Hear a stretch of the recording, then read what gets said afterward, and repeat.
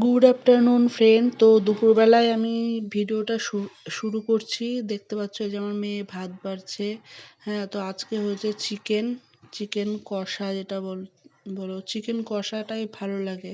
আর এখানে দেখো আমার বাসন দেখো ফ্রেন্ড, এই কত যে হয়েছে, সারা বাসন পুরো রান্নাঘর আমার কি ভর্তি, অবস্থা, সারা বাসন জায়গায় কোসর দেখো সব ছড়িয়ে কত ছিটিয়ে বাসন। এত রয়েছে। বাসন কি করে হয়ে যায় আমি নিজেও পুরো বুঝতে পারি পাঁচ না ছবার বন্ধুরা, ধুপ এত করে মানে বাসন আমাকে হয়। এরকম ভাবে পরিষ্কার করতে হয়।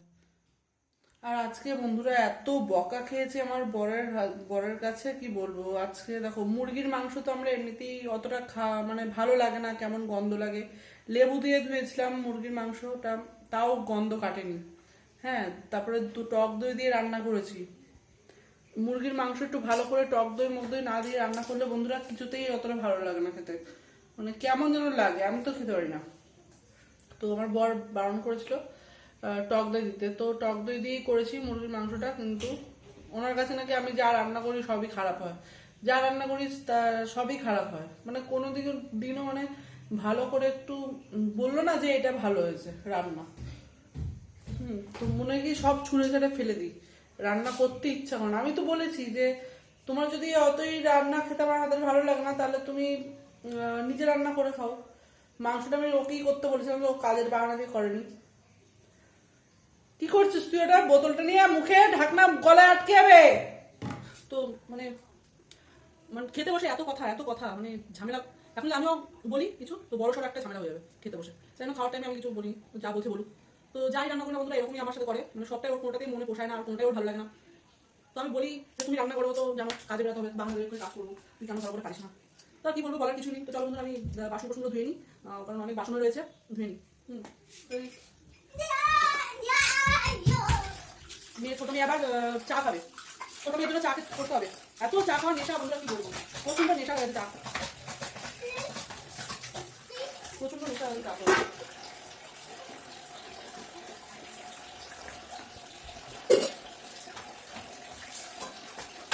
চারিদিকে আমি বাসন কোসন গুছিয়ে রাখবো, আর বড় মেয়ে আসবে, তারপর আমার বড় আসবে, রান্নাঘরে ঢুকলে কিছু দরকার লাগে চারিদিকে বাসন কোসনগুলো ছড়িয়ে ছিটিয়ে রেখে দেবে। দেখো এই বাসনটা ধোয়া বাসনটা ওখানে রেখে দিয়েছি এটার মধ্যে, মানে এদের পারে না, মাছতে তো হয় না, মাছতে তো আমাকেই হয়।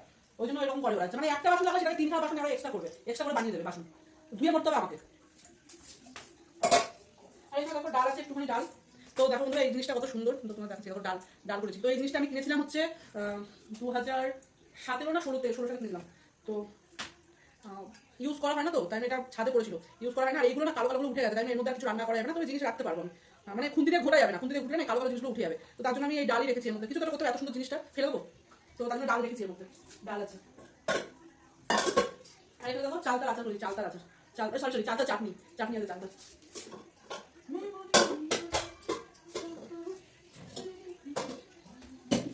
একটা জিনিসে দুটো করে ঢাকনা, দেখো একটা জিনিস চাপা দিয়েছি, তো তার সাথে দুটো করে ঢাকনা। আমি করি না, সব করে ওরা, রান্নাঘর দিয়েছে এইটা হাতে আর একটা করে চাপা দিয়ে দুটো করে ঢাকনা দেবে, সব আমাকে ধুয়ে মরতে হবে। এখানে কালকে ভাত আছে, রাতের ভাত, দেখো কেমন হয়ে গেছে ভাতটা পুড়ে, কেমন এরকম টাকা শুনতে হবে, ছেলে দিতে হবে, কিছু একটা রাখতে হবে। আর এটা হচ্ছে চা করার ইয়ে, এর মধ্যেই রেখে দেবো, অন্য কিছু দিয়ে চা করবো, এগুলো সারাক্ষণ ধুয়ে ফেলতে হবে তার জন্য।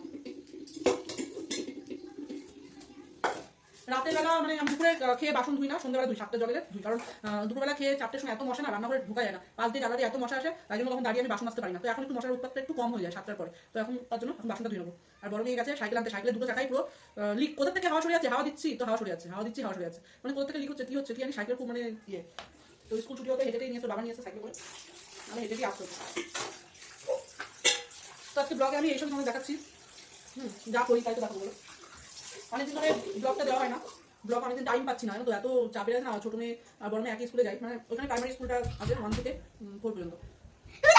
কি চা বানাবো, এগুলো দুধ হবে না বাসন এগুলো। কটা বাজে দেখি তো, কটা বাজে দেখে নিলাম, 7টা 17 বাজে এখন। চাটা বানিয়ে নেওয়া ঠিকঠাক করছে, তো এত কাজ বেড়ে গেছে, যেমন রোজ আমি ভিডিও দিতে পারি না, তো এখন ভাবলাম যে একটু ভিডিও দিই। এখন সেফটি পিন গুলো রেখেছি কান খোঁজানোর জন্য, কান এত মাঝে মাঝে চুলকায়, বাপরে বাপ। তো চলো ওই বাচ্চাতে চা করবো এখন, চা এবার নাম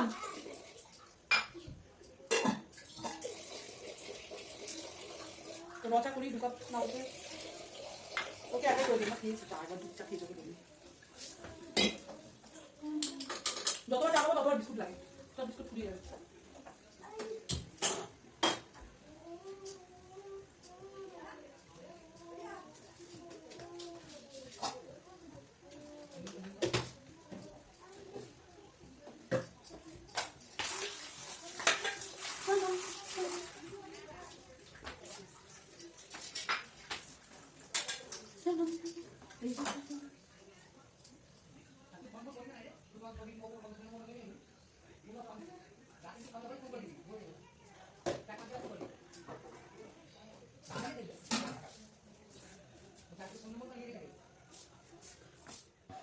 তো বন্ধুরা দেখো, আমার মেয়ে এত চা খেতে ভালোবাসে, তো দেখো ওর জন্য আমি এই যে চা করে নিয়ে যাচ্ছি।